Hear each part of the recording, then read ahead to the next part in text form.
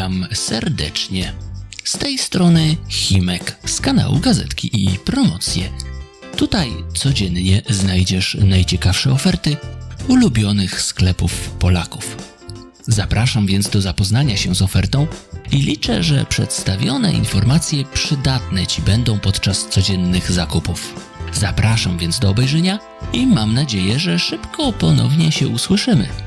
Zachęcam do zasubskrybowania kanału i życzę udanych zakupów i niezwykle miłego dnia.